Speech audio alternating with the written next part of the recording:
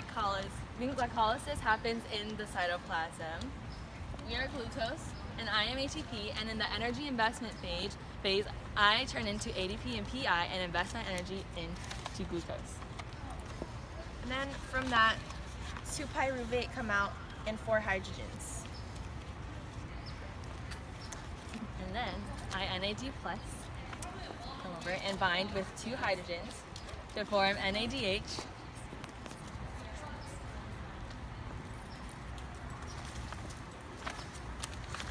And then in the energy payoff phase, I'm ADP and PI now turn into ATP 4 times. So the products of glycolysis are 4 ATP, 2 NADHs, And 2 pyruvate. and then in the oxidation of pyruvate, pyruvate turns into 1 acetyl-CoA, 1 carbon dioxide, and 1 hydrogen. Since there are 2, there's double the products. And then 2 hydrogens bind with the NAD plus to turn into NADH. And then the acetyl-CoA goes into the Krebs cycle. Now entering the mitochondria. Hi, I am acetyl-CoA. I am a 2-carbon compound, and now I am entering the Krebs cycle.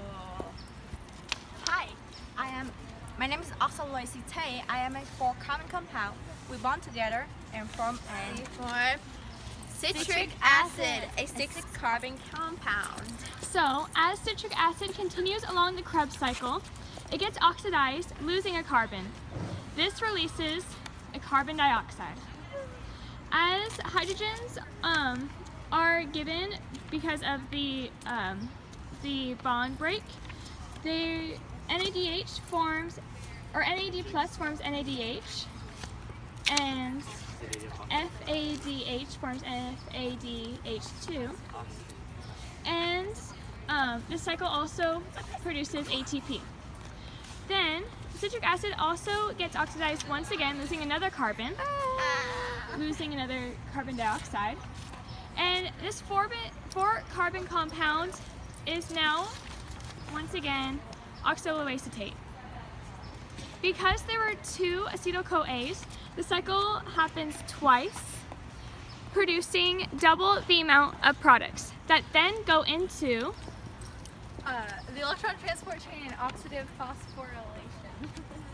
So the electron transport chain begins in the matrix with the 10 NADH and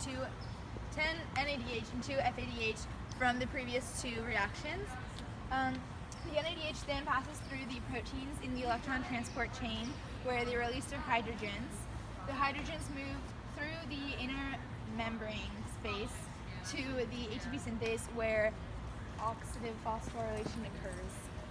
So, as you can see here, the previous NADHs made from the previous cycles are converted from NADH to NAD+.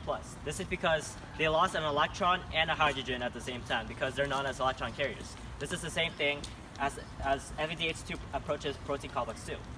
So it will be converted into FADH because it loses a hydrogen and electron. And during this time, it goes through a concentration gradient called chemoosmosis, which is basically known as hydrogens moving along this concentration gradient and approaches ATP synthase. In protein complex number 3, oxygen is transformed into H2O. Electron carriers in the ETC are proteins that are known as cytochromes. In protein complex 4, cytochrome A3, which is in here, passes electrons on to this oxygen, which is in the mitochondrial matrix. When it goes through to this side, it takes a pair of hydrogen ions and it creates H2O. This oxygen, by the way, comes from breathing in air. Then through ATP synthase, hydrogen ions that came from the concentration gradient this is their route back through into the mitochondrial matrix through ATP synthase. Hydrogen ions pass through into the rotor, which spins around. The hydrogen ions will spin one time until they come back out, I guess, to make ATP using ADP and an inorganic phosphate. It's ATP. So this is cellular respiration. And now we will go to photosynthesis. Okay, so the first part of photosynthesis is light reaction. So I will be representing light, and light comes in and I will activate photosystem 2, where H2O is then producing an electrons and H pluses. Those electrons come up into photosystem 2 and travel along the electron transport chain into photosystem 1, where those H pluses also go into a cytochrome complex down into ATP. But before we discuss that, electrons come into photosystem 1, where NAD plus and another phosphate and H pluses are converted into NADPH plus another hydrogen through NADPH reductase, where it's reduced, and then it goes into the Calvin cycle. And then those hydrogens that we previously discussed go into ATP synthase, where ADP and P is converted into ATP that is then sent into the Calvin cycle. Alright, so this is the Calvin cycle. So we start off with the RUBP, which is a 5-carbon compound, and it moves to the step of carbon fixation. In carbon fixation, the enzyme Rubisco fixates one carbon from the carbon dioxide that the plant has taken into the RUBP, turning it into a 6-carbon compound, and which is then split into the 2 3-carbon compounds, and this moves on to reduction. And in reduction, we then use the ATPs and the NADPHs that were produced by the light reactions. So we have these here.